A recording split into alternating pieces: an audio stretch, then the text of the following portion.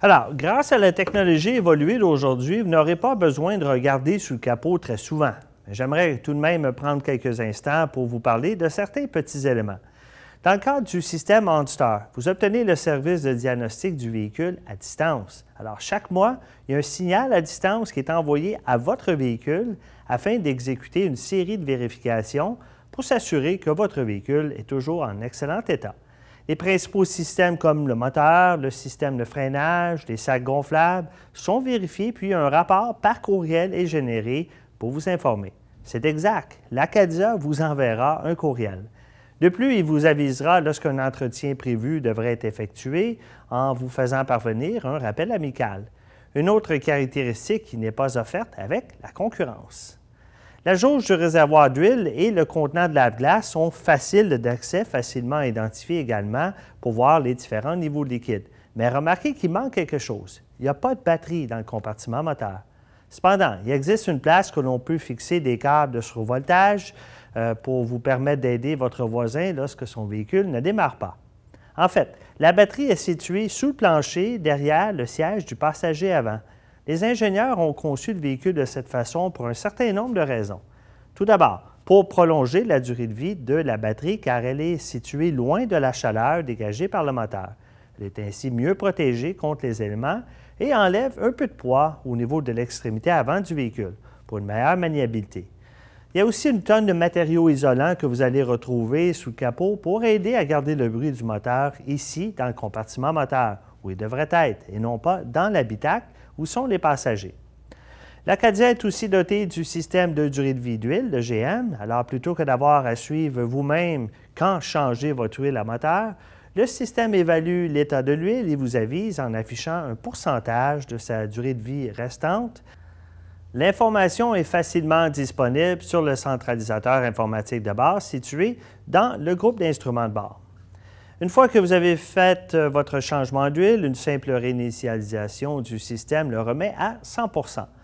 Pour ceux d'entre vous qui conduisez la plupart du temps en ville, vous pourriez avoir besoin de changer votre huile à des intervalles différents de ceux comme quelqu'un qui voyage principalement sur les grandes routes. L'avantage est qu'il ne s'agit pas ici d'une approche unique, ce qui signifie que vous pourriez réduire le nombre de changements d'huile par année, économiser de l'argent et protéger l'environnement. Quand il est question de performance, l'Acadia est un gros véhicule, donc il est nécessaire d'avoir assez de puissance pour transporter tous les passagers et la cargaison à destination, mais tout en ayant la meilleure efficacité énergétique possible, n'est-ce pas? Oui, eh bien, tous les véhicules multisegments 8 passagers, contrairement à l'Acadia, obtiennent une cote de consommation intéressante, mais celle-ci offre une excellente cote de consommation et le réalise, offrant le plus de couple de la catégorie. L'Acadia est équipée du moteur de 3,6 litres V6 qui développe 288 chevaux et 270 livres-pieds de couple. Tous les modèles Acadia sont dotés d'un système d'échappement double et le moteur est à injection directe et comprend le calage variable des soupapes pour une gestion efficace du moteur dans le but d'optimiser le rendement énergétique et la puissance et aussi de réduire les émissions. Le moteur de l'Acadia est couplé à une boîte automatique à 6 vitesses qui comporte 2 caractéristiques de performance.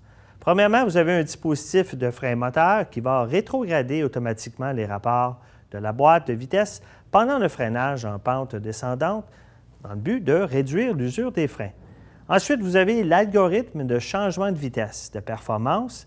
Celui-ci va rétrograder lors des accélérations élevées pour maximiser les performances. La meilleure nouvelle est qu'il consomme 8,4 litres au 100 km sur la route avec les modèles à traction avant et 8,8 litres au 100 avec la transmission intégrale.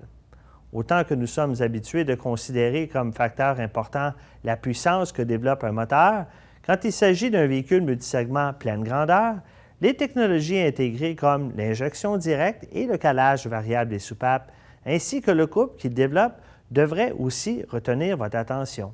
Et voici pourquoi. Le couple est ce qui fait bouger en premier le véhicule. Puis le calage variable des soupapes ainsi que l'injection directe optimisent les performances du moteur en l'aidant à mieux respirer et en introduisant la bonne quantité de carburant au bon moment et au bon endroit pour une combustion maximale. Nous offrons plus de puissance que le Honda Pilot et le Ford Flex Et en matière de coupe, nous surpassons plusieurs autres concurrents. Mais il ne s'agit pas de gagner, mais bien d'offrir un véhicule équipé pour faire le travail pour lequel il a été conçu sans avoir à débourser une fortune en carburant. Et c'est ce que fournit l'Acadia à ses propriétaires. Beaucoup de puissance sans avoir pour autant de consommation de carburant excessive. Oh, et nous disposons aussi d'un plus grand réservoir de carburant, ce qui est très pratique lors des longs trajets et pour vos déplacements quotidiens, car vous n'aurez pas à vous arrêter aussi souvent que les autres pour faire le plein.